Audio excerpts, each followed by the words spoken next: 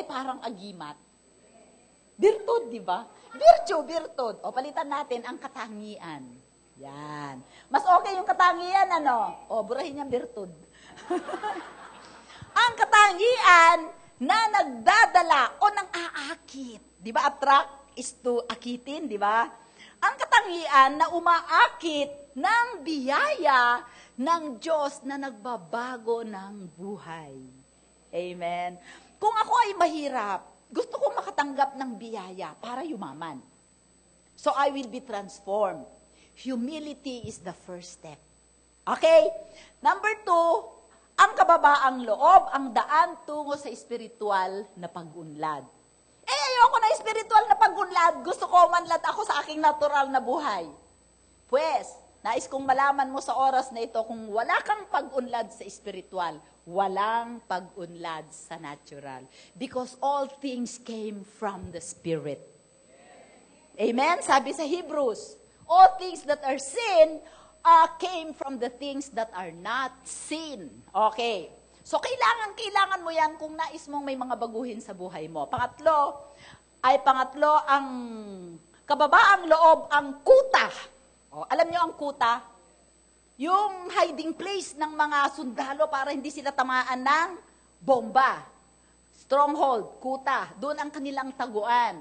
Yun ang kanilang baluarte. Yan. Okay, fortress. A mighty fortress is our God. Amen? Ang kuta ng mga makadiyos. Sabihin mo sa iyong katabi, makadiyos ka ba? Hallelujah. At ang pang-apat, ang kababaang loob, ang susi sa pagwawagi laban sa kaaway. It is the key to overcoming the enemy, the vital key. Amen? So, yung apat na yan, ay depende sa inyong response, tatalakayin natin hanggang alas -10 para alas 6. Pero kung hindi kayo nakakaunawa, hanggang alas 10 ng gabi. Hallelujah, gugutumin kayo. Pakakainin ko kayo. Baka wala nang umuwi. Okay, so next. Ang kababaang loob, ang katangian na nagdadala o umaakit ng biyaya ng Diyos para magbago ng buhay. Sige, tingnan natin ang ating text. Alam niyo po, ang pagbabago ng buhay ay hindi ninyo kayang gawin. Dahil kung paanong ang isang, ano yung animal na may spot-spot? Giraffe. Ano pa? Leopard. Sino ang pwedeng mag-alis ng spot ng leopard? Yung naglikha sa kanya. Oh. Sino ang naglikha sa'yo? Si God. Sino ang pwedeng mag-alis ng mga, ano mo? Ang tawag doon? Spot-spot mo. Si God lang din. Amen? So, mahalaga na meron tayong, kung nais natin na magbago, kailangan manggagaling yun sa Diyos. Amen? Okay, sabi sa James 4:6, ngunit siya ay nagbibigay ng higit pang biyaya. But He gives more grace to the humble, sabi niya. Kaya't sinasabi, ang Diyos ay sumasalungat sa mga mapagmataas, subalit nagbibigay ng biyaya sa mga mapagpakumbaba. Amen. Hindi niya sinabi dito kung ikaw ay born again, o ikaw ay katoliko, ikaw ay kristyano, bibigyan ka ni Lord ng biyaya. Hindi. Ang sabi ng Panginoon, kung ikaw ay mapagpakumbaba, bibigyan kanya ng mas maraming biyaya. Ang mayabang ay palalo ay, anong sabi ng Panginoon? Sinasalungat.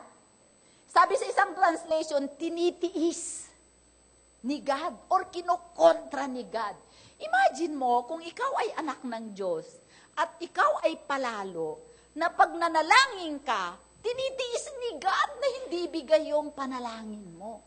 Bakit sabi sa Bible, God longs to be gracious to you. Ngunit kung ikaw ay mayabang, titiisin ka ni God. Amen. Okay, so napakahalaga ang pagiging meek. Mababa ang loob, hindi mayabang, hindi palalo. Diba? Next verse. Okay, next verse tayo. Sabi sa Matthew 18:4, sino mang magpakumbaba nang tulad sa batang ito ay siyang pinakadakila sa kaharian ng langit. Jesus defines greatness as being meek. Amen? Ang Panginoong Jesus, inelevate niya ang meekness above all His other attributes. Amen? Pinakamahalaga sa Kanya ang meekness. The height to which the Lord can lift you up is dependent upon the depth of your meekness. Kung gaano mo kataas ang maabot sa buhay mo, ay depende yon sa kung gaano ka willing magpakababa sa Diyos at sa ibang tao. Kasi sabi niya, the greatest is in the kingdom are the meek. Amen? Kung paano si Moses is a great deliverer, kung paano si ginamit ng Panginoon, sabi sa Bible sa sabi ng Panginoon kay Moses, Moses is the meekest man that walked the earth. Imagine. Amen? And to think na si Moses, lumaki ng 40 years, na anak ng prinsesa, na anak ni Pharaoh.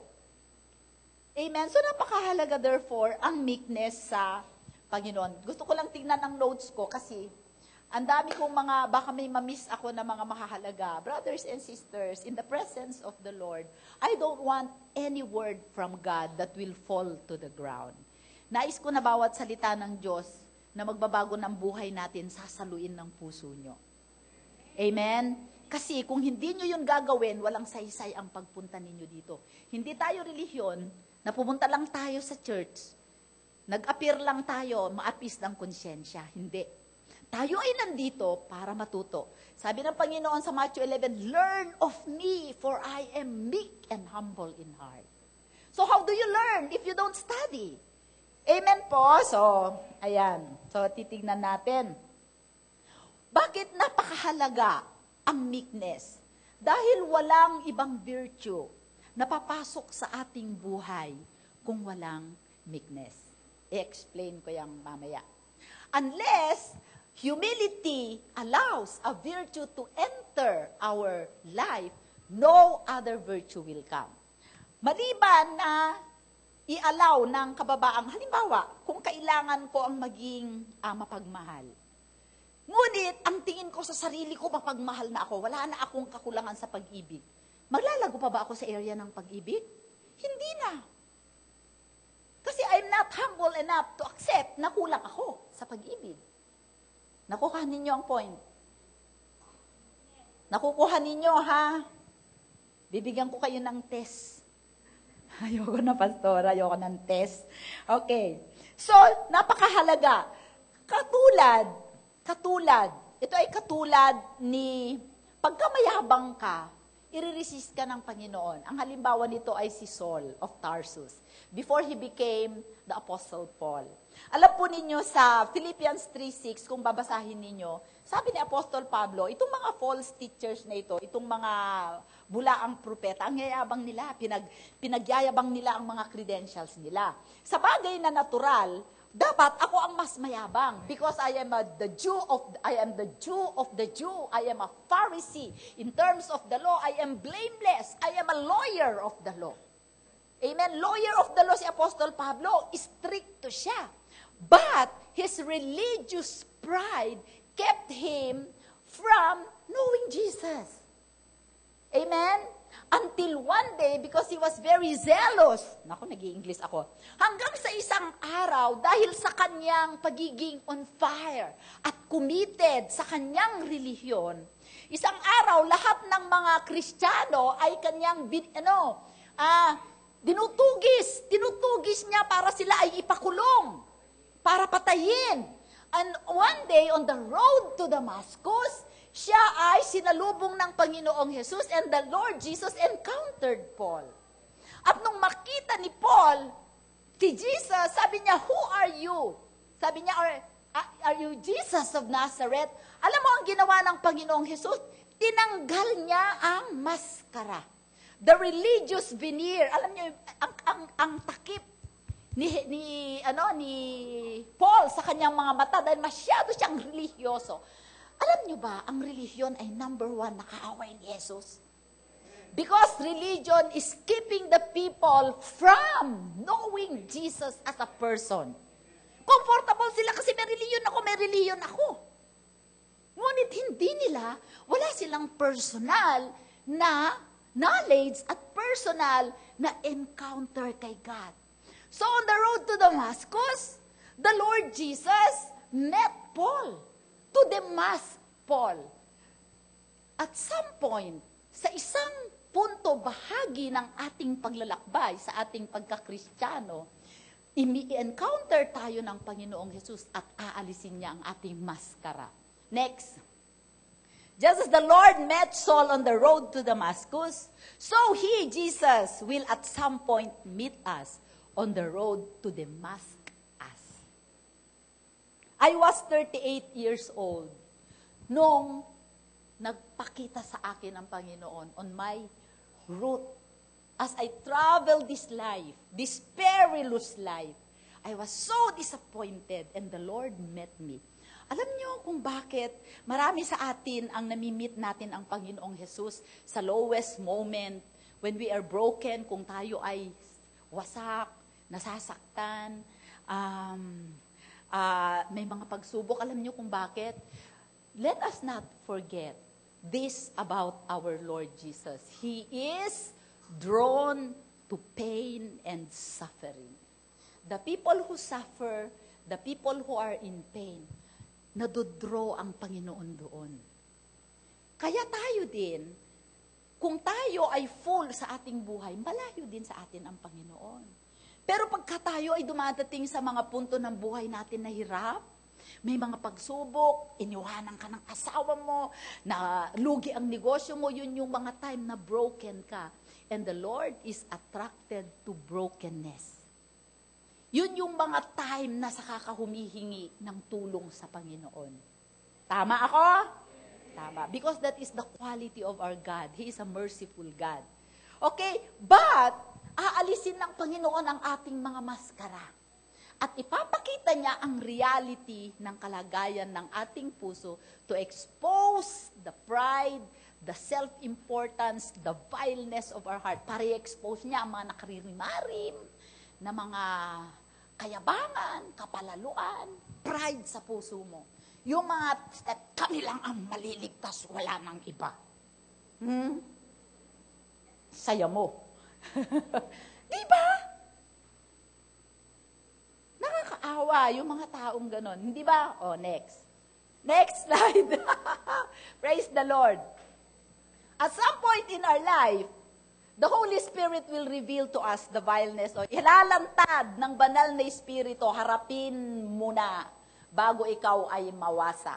Sabi sa Proverbs 29 verse 1, He who remains stiff-necked after so many rebukes will suddenly be destroyed without remedy. Kaninong salita yon? Salita yon ni God.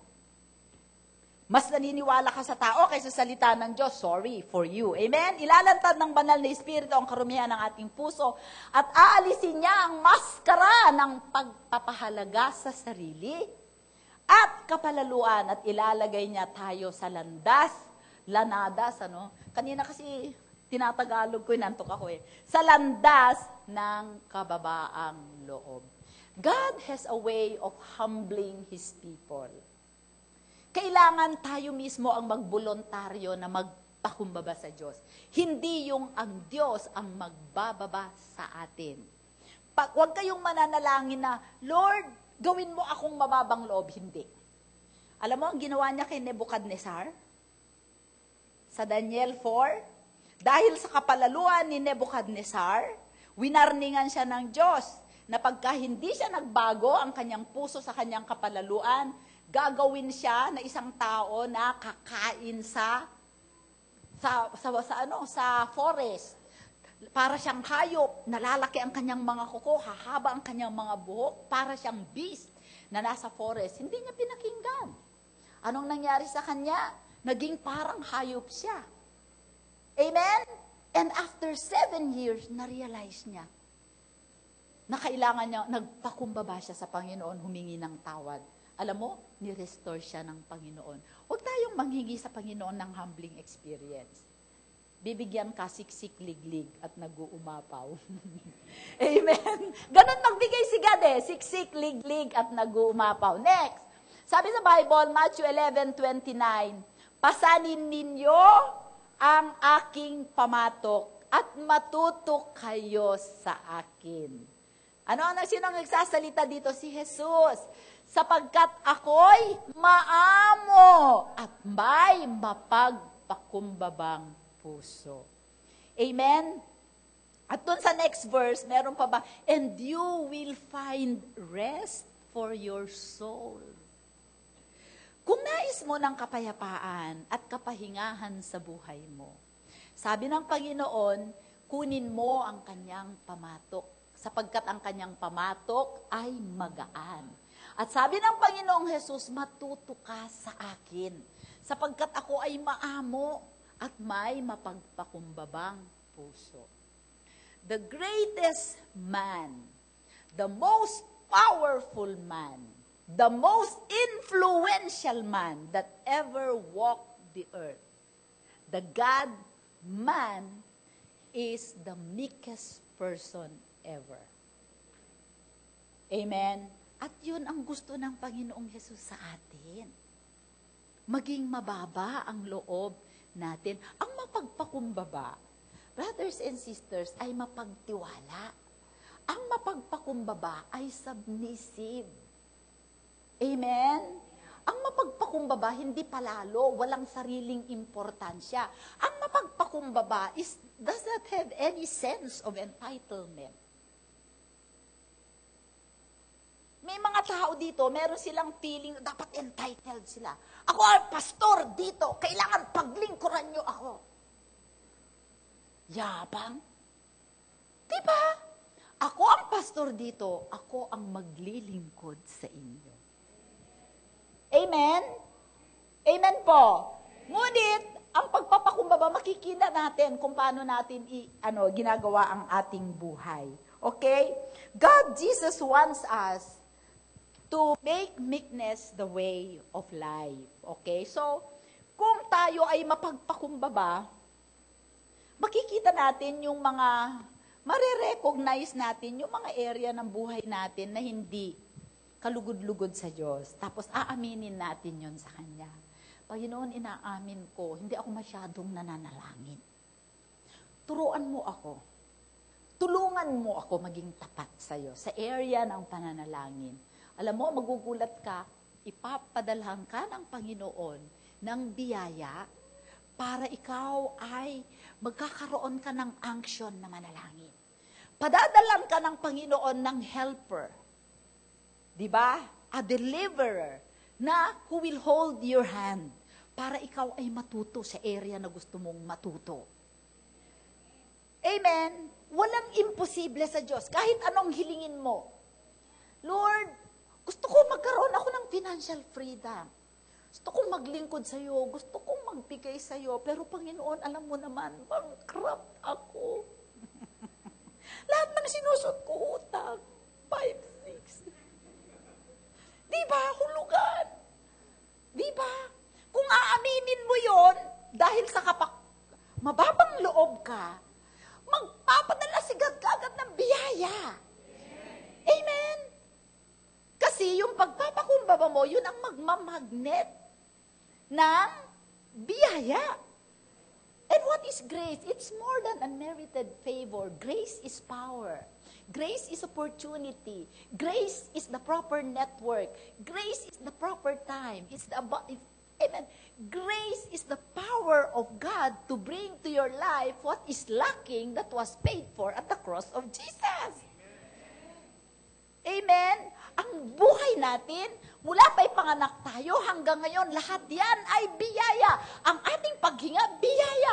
Yung tayo ay hindi naka-oxygen, biyaya. Yung tayo ay nandito sa sanctuary, wala sa mortuary, ay biyaya.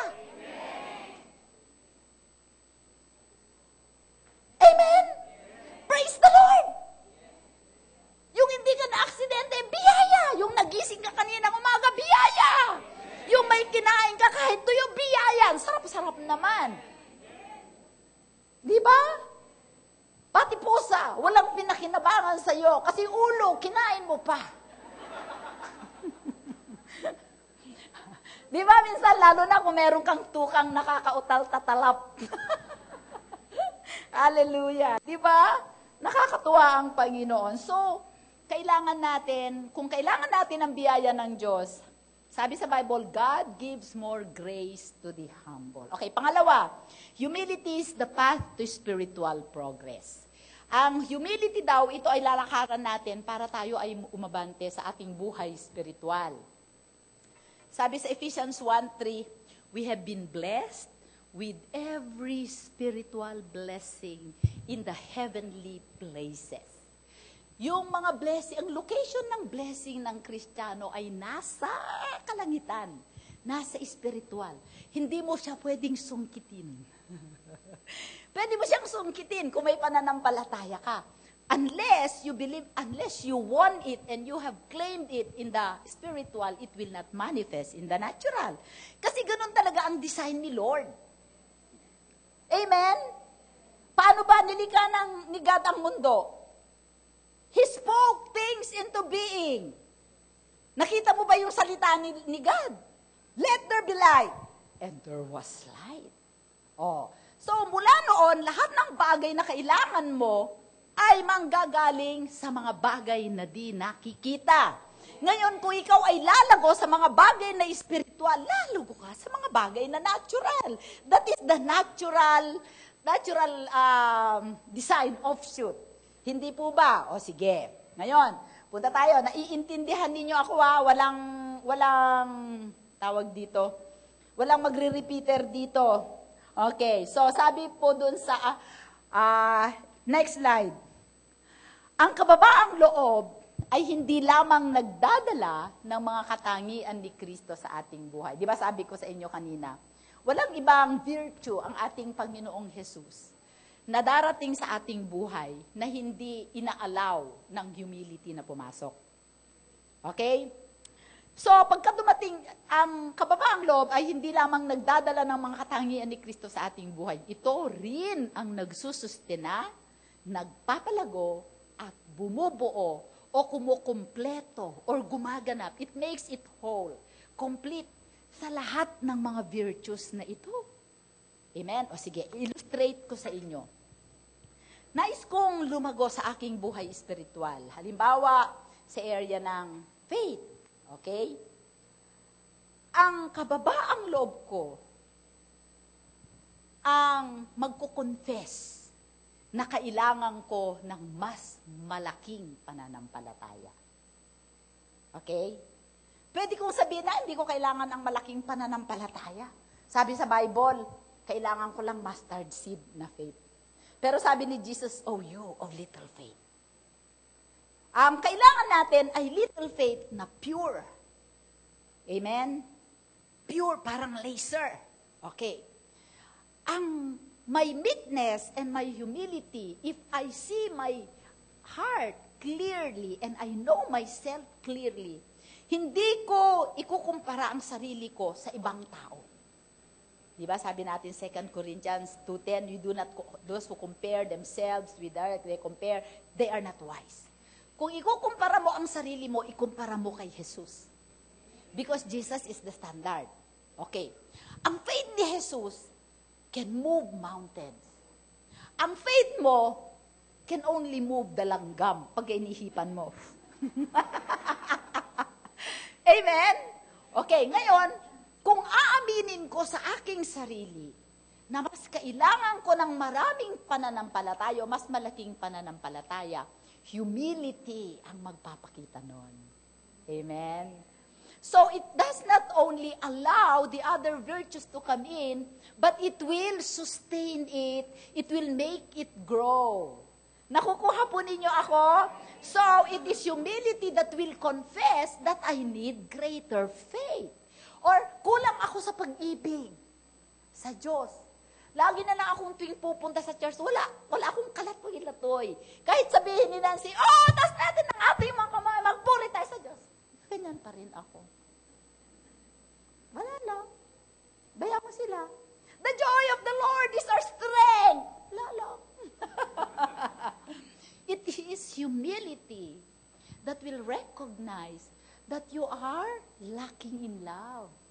Otherwise, hindi mo malalaman na kulang ka pala sa pag-ibig. Kulang ka pala sa pananampalataya. Kulang ka pala sa pananalangin. Once na na-recognize mo na kulang ka, at sasabihin mo sa Panginoon, Lord, I need your grace. I need you to deliver me from this spirit of katamaran. Then the Lord will send His grace. Nakita na ninyo. Naunawaan ninyo. So, napakahalaga ang kababaang loob. Pag-amin na meron kang kailangan para ma-perfect ka ni Lord.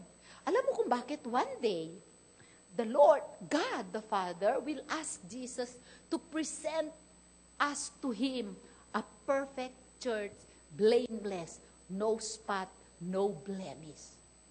And the only way Jesus can do that is if we will allow Him to work in our lives by accepting and recognizing yung mga bagay sa buhay natin na hindi galing sa Kanya, iwanan natin yon. At yung mga bagay, mga katangian na gusto natin na lumago sa ating buhay. Okay, Doc? Sige, naintindihan na? Next slide. Ang kababaang loob ang daan sa pag-unlad. Sa tuwing tayo ay nagpapakumbaba, tayo ay umaabante. Sa tuwing tayo ay nagiging maamo, niyayakap natin ang tuloy-tuloy na pagbabago ng espiritual na pag-asenso. Amen? Hindi, for example, meron kang na-attain na isang level. Okay na ako dito, mayabang ka na. Hindi. Meron pang higit na kailangan mong maabot. Hanggang sa ikaw ay maging ganap. Gets? Okay, next. Next slide. Ano na tayo? So, napakahalaga ang nais ng Panginoon na tularan natin siya. Di ba sabi natin? Tingnan natin ang Panginoong Jesus kung paano siya umabante dahil sa kanyang kababaang loob. Okay, tingnan natin. Philippians 2:5-6 hanggang 8. Magkaroon kayo sa inyo ng ganitong pag-iisip. Sabihin mo, mag-isip kang katulad ni Kristo. Amen. Lagi kong sinasabi, pagka ako gusto kong mag-preach sa English, kailangan mag-isip ako sa English. Kung gusto kong mag-preach sa Tagalog, kailangan mag-isip ako sa Tagalog. Pag puwi ako ng Isabela at kailangan kong mag-preach ng Ilocano, kailangan mag-isip ako ng Ilocano. Otherwise, buhol-buhol lahat yan.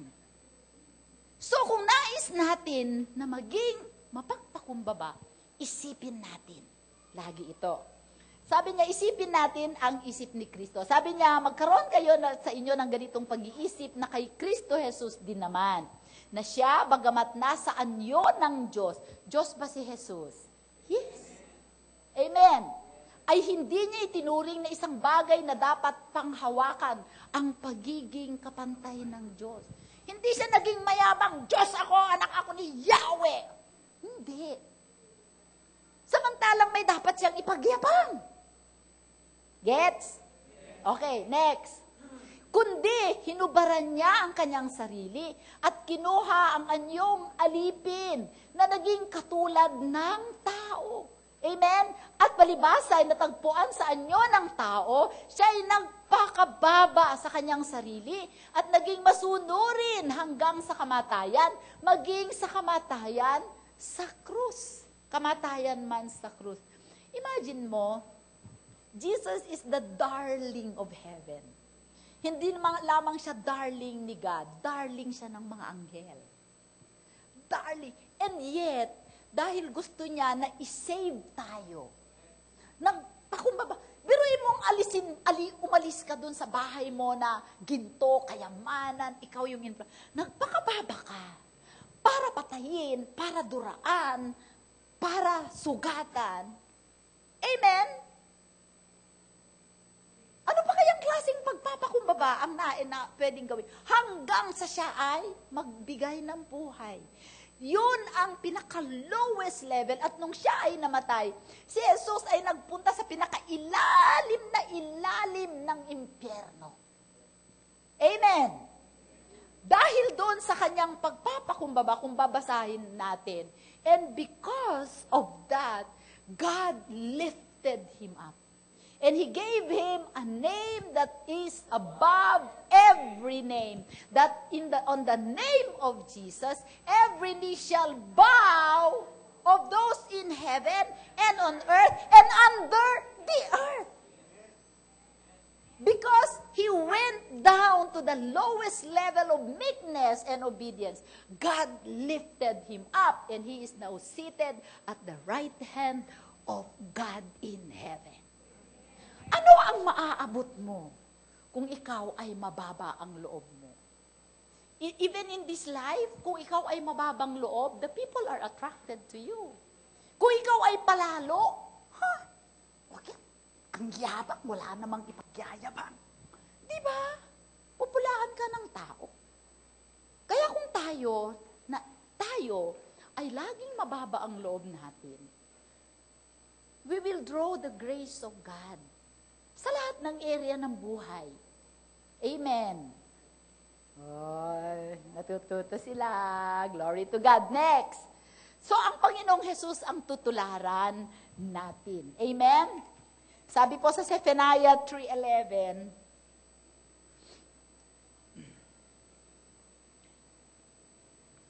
alam nyo, sa mata ng langit, ang pinakamahalagang quality nating mga Kristiyano ay meekness. Diba? Blessed are the mourn, blessed are the meek, for they shall inherit the kingdom of heaven. Okay, Zephaniah 3:11, sa mga araw na iyon ay hindi ka mapapahiya nang dahil sa mga gawa na iyong ipinaghimagsik laban sa akin. Okay?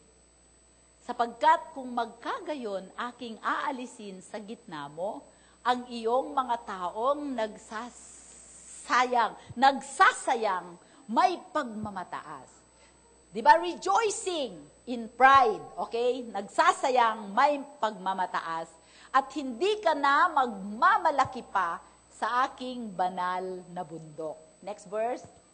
Sapagkat aking iiwan sa gitna mo ang isang mapagpakumbaba at maamong bayan, sila'y manganganlong sa pangalan ng Panginoon.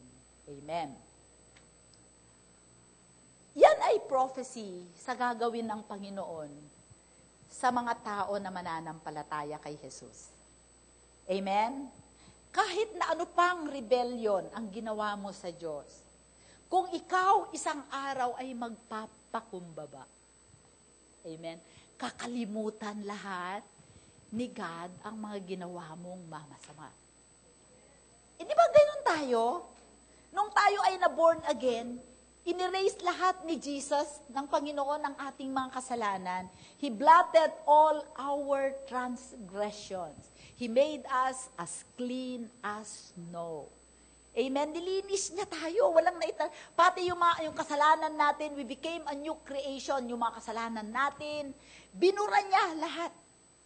At itong mga taong ito na may mapagpakumbabang puso, ang kanilang kanlungan ay ang pangalan ng Diyos. Amen? Amen? Ba't nasaan na ba ako? Nandun pa lang ako sa kuta ba? Nasa kuta na tayo? Number 2 pa lang tayo, yung progress. Okay. So, only the humble take refuge in God. Okay? Kung ikinukumpisal natin ang ating sige nga, tingnan nga ninyo kung pagka tayo ay alam nyo, nung tayo ay wala pa sa Panginoon, hindi tayo nagpapakumbaba, ikinukumpisal ang ating kasalanan.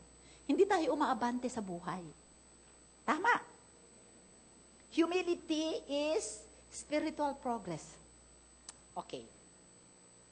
Para bigyan ko kayo ng magandang illustration, gagawin ko yung illustration ng buhay ko. Ipinanganak ako sa isang relihiyon. Naglingkod kami. Lahat kaming mag-anak. Dahil ang tatay ko ay ministro. Okay? Pero walang advancement sa buhay namin. Kasi relasyon lang meron kami, relihiyon lang. Wala kaming relasyon sa Diyos. Amen? Mas pinaniniwalaan namin yung sasabihin ng tao, yung ministro namin, kaysa salita ng Diyos. Amen? Ngunit, nung panahon na nakilala ko ang Panginoong Jesus, Dahil akala ko ay mamamatay na ako, doon ako nanalangin sa Kanya. Okay? At pinagaling ako. Amen? Pinagaling ako ni Jesus. That's why I was so attracted to Him. He captivated my heart because of that healing. At mula nung nakaranas ako ng kagalingan, November 30, 1991, hindi ko binitawan ang Bible. Jingle lang ang pahinga ko pagka nagbabasa ako ng Bible. Amen? Mula nung araw na yon, binigay ko ang buhay ko, hindi ko alam. Noong nasa relihiyon ako, nagre-rebelde ako sa Kanya. Kasi mas ginagawa kong Diyos yung relihiyon ko kaysa sa Kanya. Ang Diyos ko ay yung relihiyon ko, hindi si Jesus. Amen? Kung anong sabihin nila ginagawa ko, kahit walang law, kahit lawless, kahit paling. Amen? Ngunit nung nakilala ko si Jesus, nag-advance ako. Di ba sabi niya sa Romans 3:23, all have sinned and fall short of the glory of God. Who is the glory of God? Jesus. Nung tinanggap ko si Jesus, inangat niya ako sa glory kung nasaan siya. Salvation, first step. But, habang siya ay nakikilala ko sa pamamagitan ng kanyang salita, habang mababa ang loob ko na inaamin ko yung mga bagay na kailangan kong baguhin sa buhay ko, inaangat ako ni Lord. He is changing me from glory to glory to glory to glory. That was November 30, 1991. Ano na ngayon? 2015, how many years ago? Wala akong sakit. Inangat ng Panginoon ang aking paglilingkod. Pangarap ko ba maging pastora? No way! Tinakasan ko yan ng 7 years. Amen? Naranasan. Nakapasok ako sa San Miguel, no sweat. Nakalabas ako sa San Miguel, marami akong pabaon. Amen? Nag-advance, nag-advance, ang buhay ko. Hindi ako negosyante, ngayon negosyante ako. Hindi ako pastor, ngayon pastor ako. Hindi ako lola, ngayon lola ako. Amen, maraming advancement. Why? Because I yield my life to the Lord. I humble myself before Him every day. So, humility is advancement. Humility is spiritual progress. Like people, like priests. Amen. Next, kung ano ang naabot ko, maaari ninyong maabot. Praise the Lord. Next, sa Isaiah 57 verse 15, sapagkat ganito ang sabi ng mataas at matayog na tumatahan sa walang hanggan. Sino yon? Si God. Na ang pangalan ay banal. Ako'y naninirahan sa mataas at banal na dako at gayon din sa may nagpagsisisi at mapagpakumbabang loob upang buhayin ang loob ng mapagpakumbaba at upang buhayin ang puso ng may pagsisisi. Amen? Ako ay nananahan, sabi niya, in a high, the Creator, the great King of Kings, the glorious God. Sabi niya, ano ang ipapagawa natin na lugar para kanyang tirahan? Wala. Lahat ng bagay ay nanggaling sa kanya. Hindi natin siya pwedeng ipagawa ng mansyon. Amen? Ngunit isang klase lamang ng tao ang kanyang tinitignan na gusto niya doon tumira. Yung may mapagpakumbabang puso. Kayo lahat, tayong lahat, kaya nakatira ang banal na Espiritu sa atin. Di ba templo tayo ng banal na Espiritu? Dahil isang araw, nagpakumbaba tayo sa Panginoong Jesus. Sinabi natin, Panginoong Jesus, ikaw na ang Lord, Panginoon ng buhay ko. Mula ngayon, ikaw na ang masusunod sa buhay mo, hindi na ako. That is meekness. That is humility. And because of that, the Lord is pleased and He resided in your heart. Kaya ngayon, kasama mo siya. Amen? Pero, for as long as sinusunod mo siya, hindi mo siya ipalalayasin sa buhay mo, mananatili siya sa iyo. Amen? Because the Holy Spirit is a gentle spirit. Pagka pinalayas mo siya, lalayas siya. Kasi gentle siya. Hindi siya namumuwersa ng tao. Kung ayaw mong tanggapin si Jesus, ayaw mo siyang tanggapin, hindi kanya pupuwersahin. Pero malungkot ang puso niya na ikaw ay pupunta sa impyerno. Pero hindi niya mababiolate ang choice mo. Sapagkat hindi niya pwedeng baliin ang kanyang salita, he will reside in the contrite. Ang contrite na espiritu, ibig sabihin, nagsisisi, mapagsisi. Kung may ginawa ka, nagsisisi ka kaagad. Amen? Okay, so next verse. Next verse. Sa Isaiah 66 verse 1, ganito ang sabi ng Panginoon, ang langit ay aking trono at ang lupa ay aking tungtungan. The heaven is my throne, the earth is my footstool. Okay? At ang lupa ay aking tungtungan. Ano ang bahay na inyong itatay para sa akin at ano ang dako ng aking kapahingahan? Kapareho ng isa. Okay. Sapagkat lahat ng mga bagay na ito ay nilikha ng aking kamay, kaya't nangyari ang lahat ng mga bagay na ito, sabi ng Panginoon, ngunit ito ang taong aking tinitignan, siya ay mapagpakumbaba at may nagsisising diwa at nanginginig sa aking salita.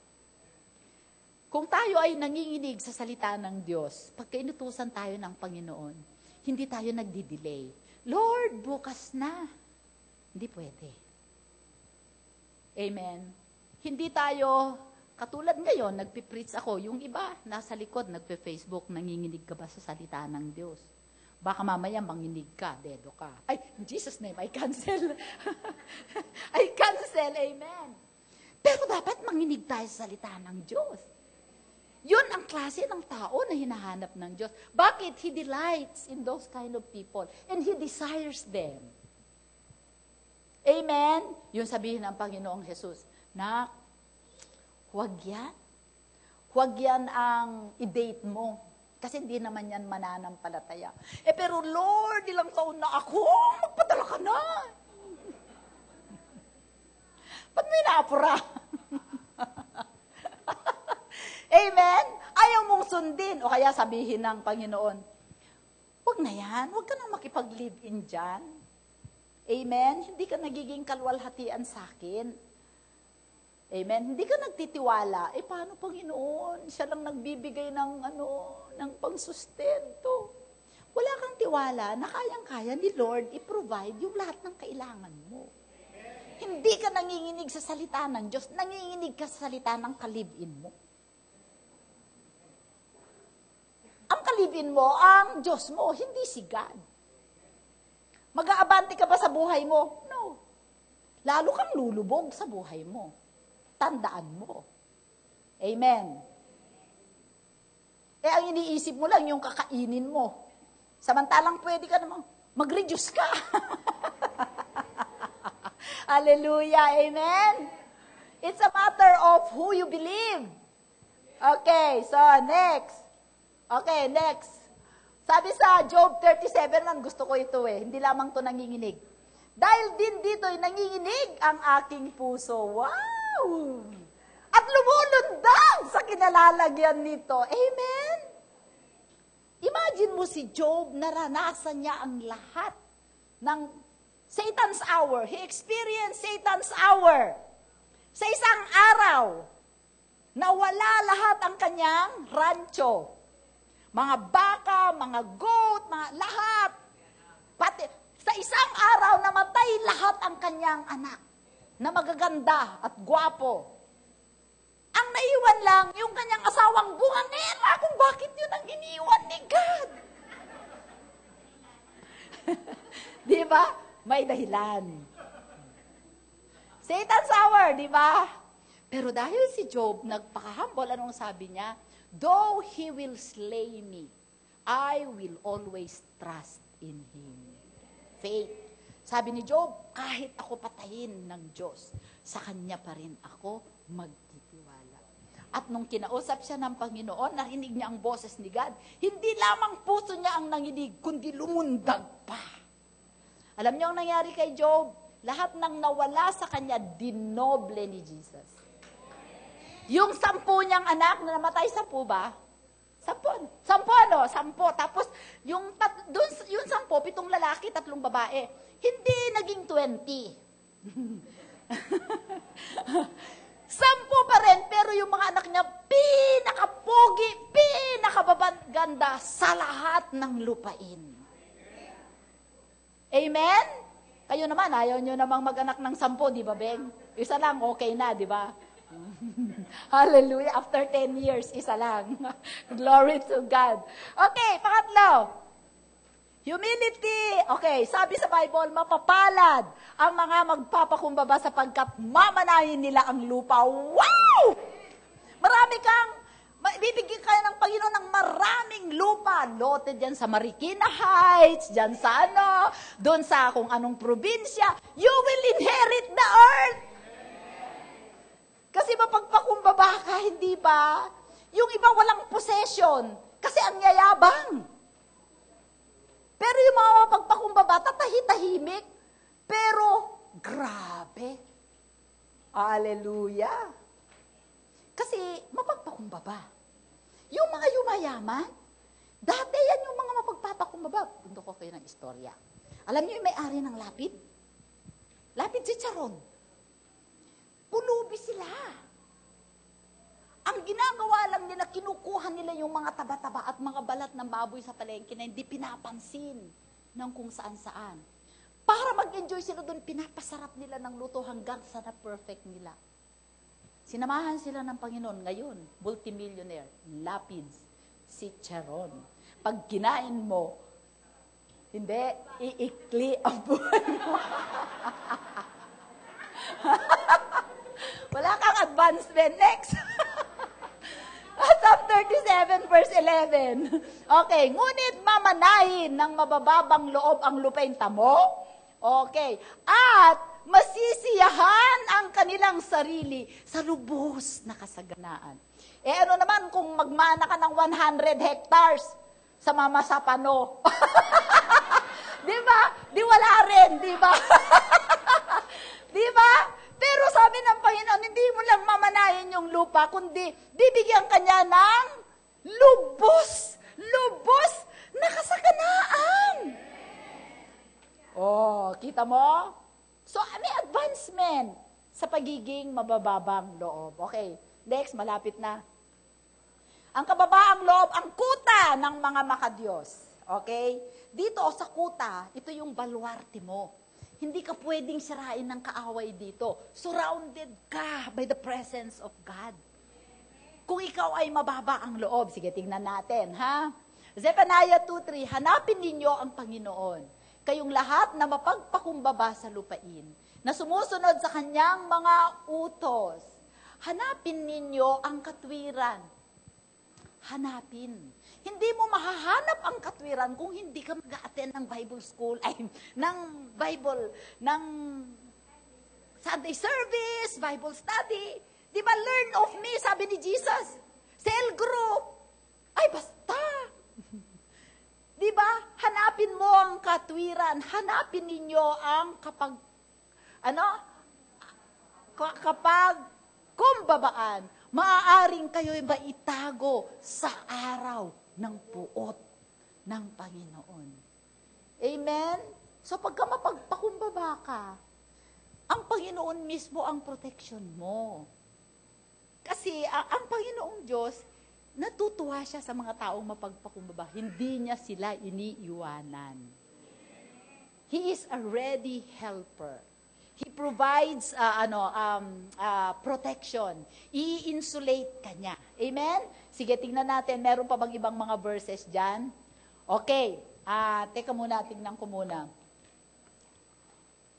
Okay. Ngayon, sasabihin natin, meron pang isa tayong dyan, yung ang pagpapakumbaba.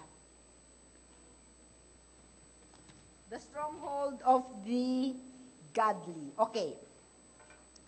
Bago yan. Sabi natin, ang Panginoon ay magiging kuta ko kung ang kaaway ay galing sa labas. Tama. Tama ba? Nandun ako sa kuta, di ba? Nandun ako. Kung ang kaaway galing sa labas, poproteksyonan ako ni Lord. Walang makakahawak sa akin. Pero kung ang kaaway galing sa'yo, may protection ka ba? Sino ang kinakalaban mo? Sarili mo. Di ba? At kung ikaw ay born again, karamihan sa mga born again Christian, sa mga anak ng Diyos, ang kaaway hindi ang dyablo. ang kaaway ay sarili. Okay? Sabi sa Genesis 3:14, sinabi ng Panginoong Diyos sa ahas. Sino yung ahas? Si devil, serpent. Sapagkat ginawa mo ito, ano yan? Nung dinaya niya si Adan at saka si Eva, pinarusahan siya ng Diyos, di ba? Sabi ni God sa kanya, sapagkat ginawa mo ito ay isinumpa ka ng higit sa lahat ng hayop at ng higit sa bawat mailap na hayop sa parang. Ang iyong tiyan ang ipanggagapang mo at alabok ang iyong kakainin sa lahat ng mga araw ng iyong buhay. I believe ang serpent doon, parang katulad natin. Merong paa. Ngayon, sabi, as part ng kaparusahan niya, pinagapang siya ng Panginoon. At ang kanyang kakainin ay ano? Alikabok, dust. Okay? So, kung ang alikabok ang pagkain ni Satanas, doon siya nagpepiesta sa alikabok. Okay, tingnan natin ang 3:19. Furthermore, sa pawis ng iyong mukha, ito naman ay ang verdict kay Adan. Oh, dahil nagkasala siya, sa pawis ng iyong mukha ay kakain ka ng tinapay. Ay, buti na lang, hindi alikabok. Tinapay. Hanggang ikaw ay bumalik sa lupa. Sapagkat dyan ka, kinuha. Ikaw ay alabok at sa alabok ka, babalik. Ikaw ang pagkain ng serpent. Correct? Pero, ano ang pagkain ng your carnal nature? Kaya nga tayo na born again para ang ating flesh, ang pita ng laman ay mamatay.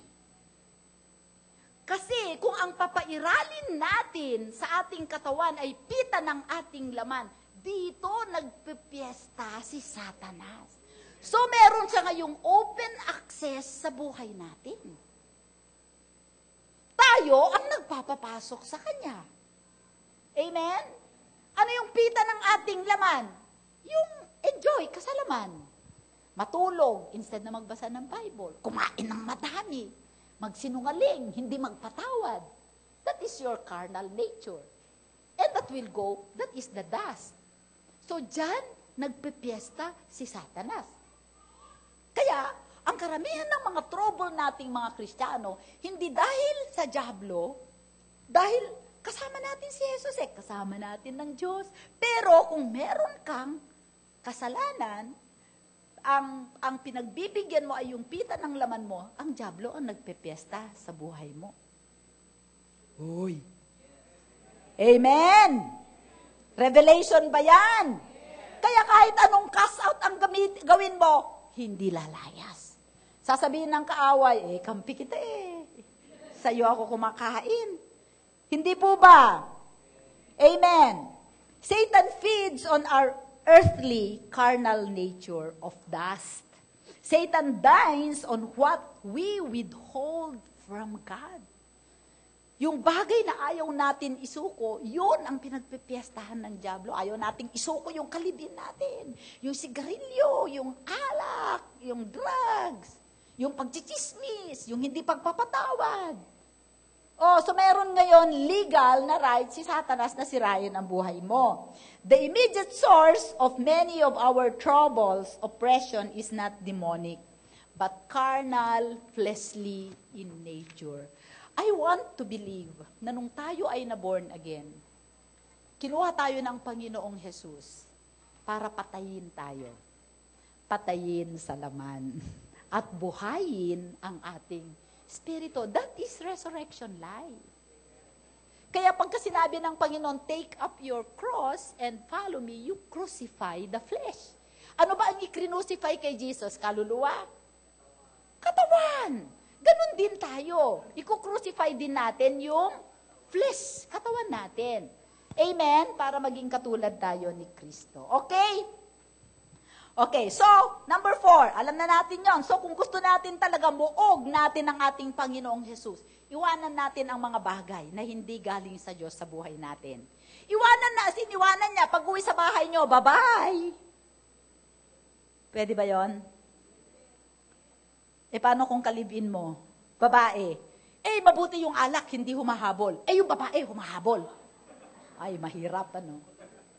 Kailangan mo ang biyaya ni God. Okay, number 4. Kababaang loob, ang susi ng pagwawagi laban sa kaaway. Yes! Last na tayo. Bibilisan ko na to. Matthew 5:25.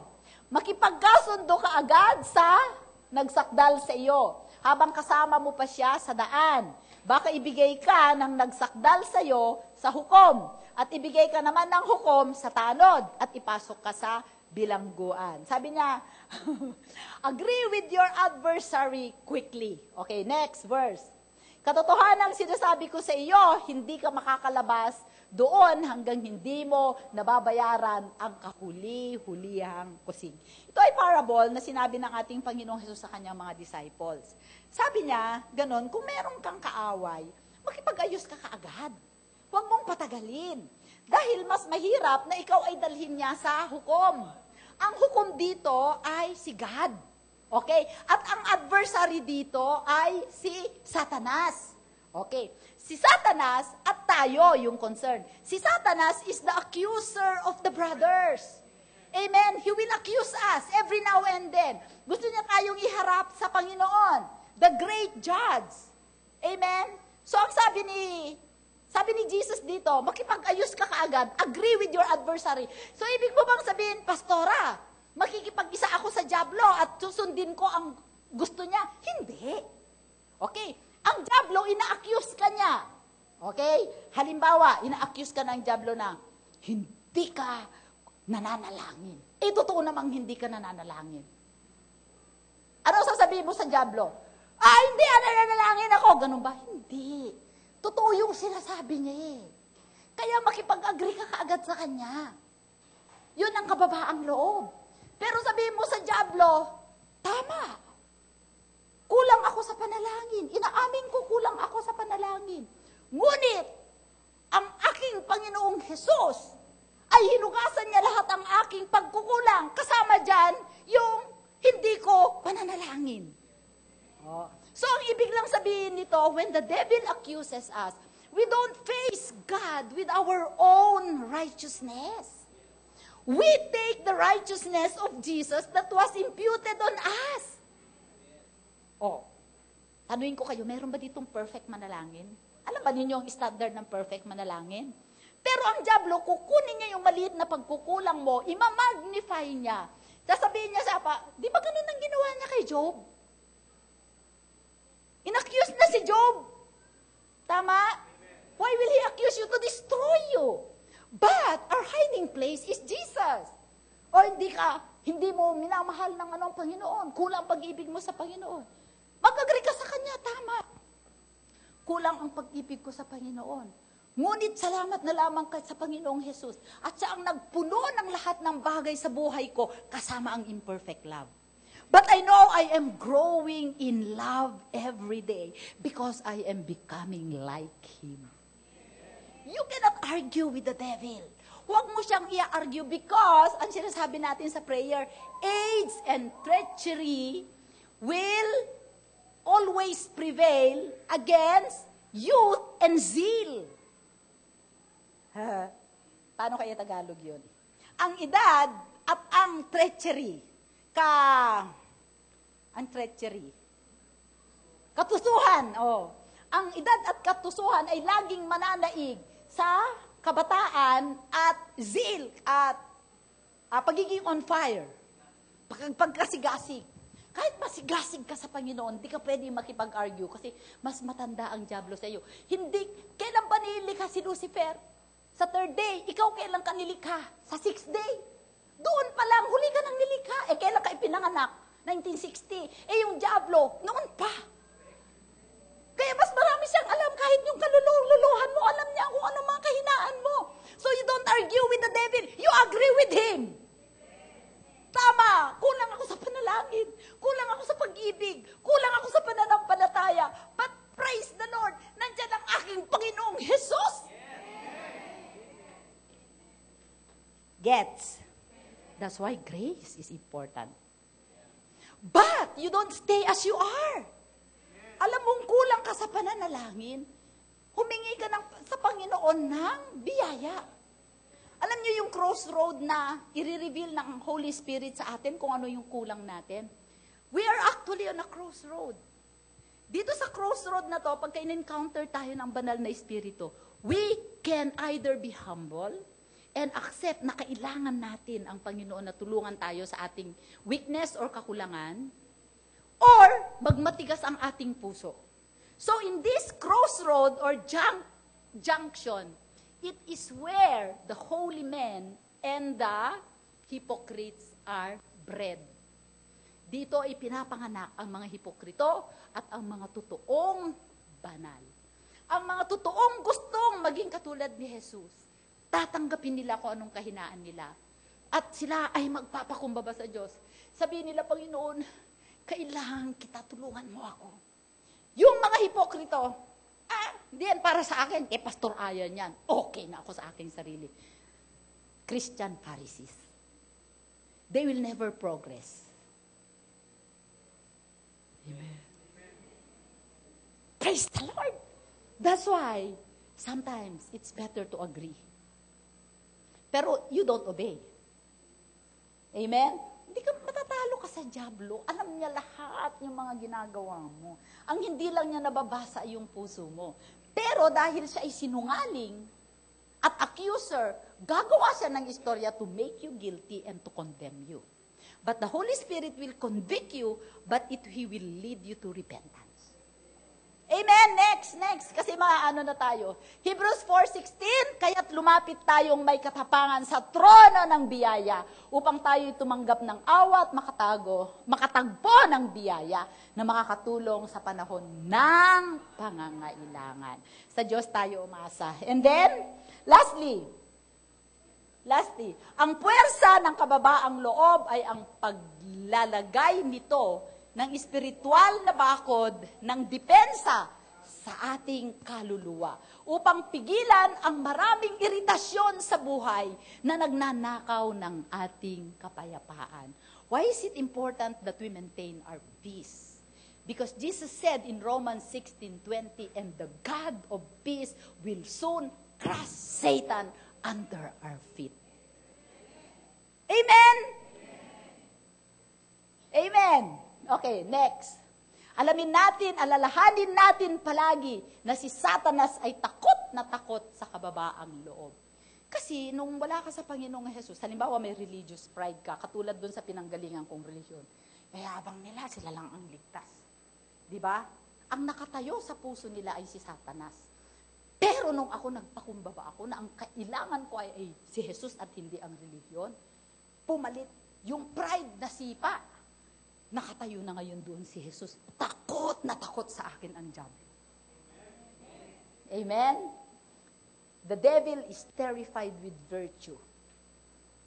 And he is terrified with humility. Next, kung mananatili tayong maamo sa puso, tatanggap tayo ng mayamang biyaya mula sa Diyos na mag-aalis ng sandata ng ating kaaway. We will disarm our enemy by just being humble. Amen! May natutunan ba kayo? Tayo po ay tumayo. Hallelujah! Thank you, Lord!